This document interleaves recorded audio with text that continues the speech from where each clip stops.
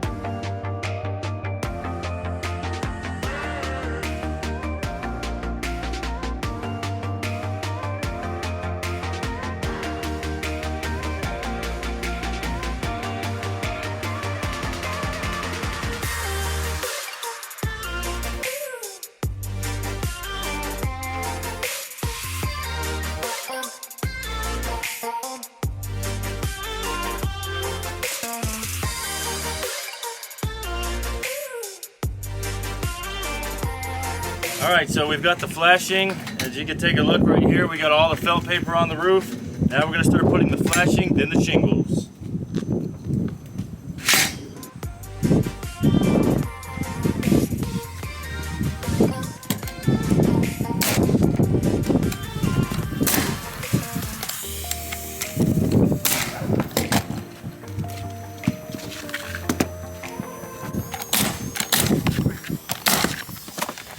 Alright guys, so since we've got the flashing down, now we're starting on the shingles. This is called the starter strip. It's basically where you take a shingle, normally you would put it down like this where you can see either 3-tab or architectural like this one, but in this case we're flipping it over. So it's only going to have this part, the rock shown. And we're going to overhang it. Usually people overhang it like 3/4 of an inch over your flashing right here. We're going to hang it over an inch. We're going to put this down first. Something just went right in my mouth. We're going to put this down first, and then we're going to put the shingles on top of that like this, once you start shingling. And the purpose of this is where your shingles break like that, it's not going to come right through your shingle right here and go straight to the felt paper and then go into the roof. So this is the starter strip that keeps that from happening, keeps everything flowing nice and right. There comes Justin hurtling up like a 90-pound bag of shingles on his shoulder with his hat on right here. Bam! How'd that feel? Just like John Rambo. Did it now? Yes, it did. I'll be damned. Alright guys, so once you got your starter strip, you just lay it down and match it with the starter strip. Usually put about 4 nails in each shingle. You just don't cross that line right there. You cross this line right here, then you're going to have a nail that's exposed on the next shingle and that's going to leak. Don't do that.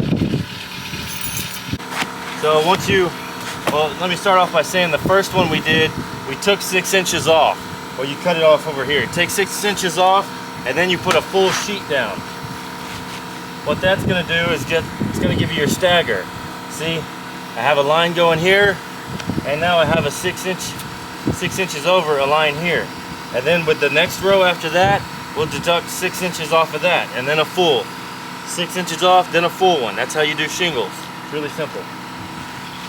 So on your second row, what you do is you line these up with each other, get it right up against it, and this line here is basically to get the next shingle lined up. You're gonna line that shingle right there on that line. Whoop, a little too far right there.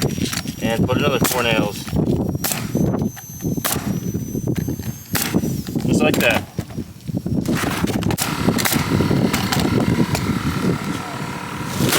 And time to start it.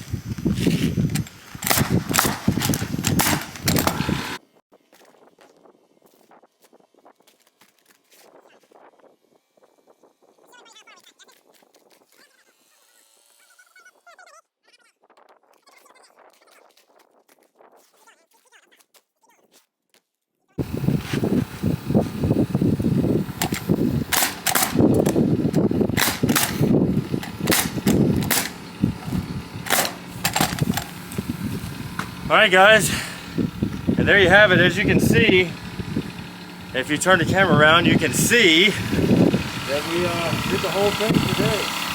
Got the entire roof shingled, and ain't nothing but a thing, man.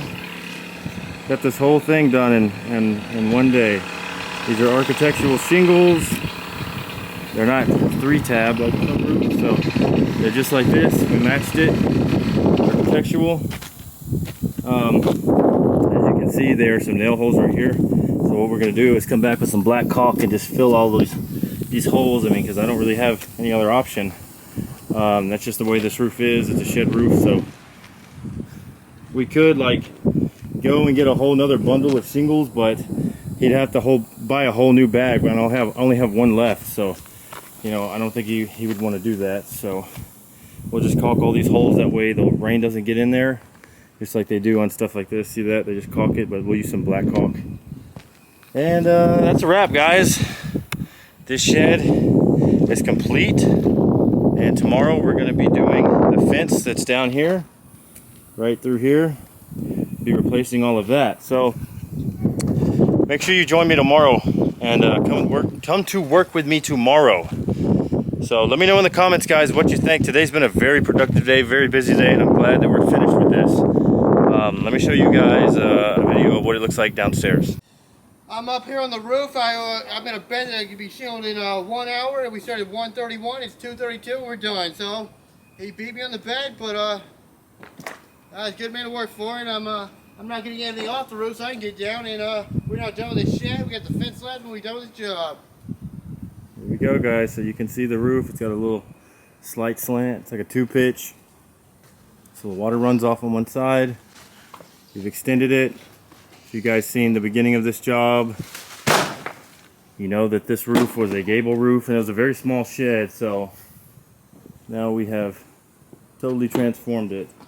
All that's got to be done now is just paint it, and it'll be looking like a whole new shed, man.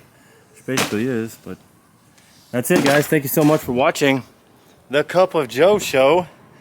If you're new, make sure you subscribe. If this is your first time watching my video, make sure you go back and watch, what was it, part 1, 2, 3, and 3? Yeah, so this was part 4. But thank you guys so much for watching. Really appreciate it. Until next time, I'm Joe Jones. This is the Cup of Joe show. This has just been your daily dosage.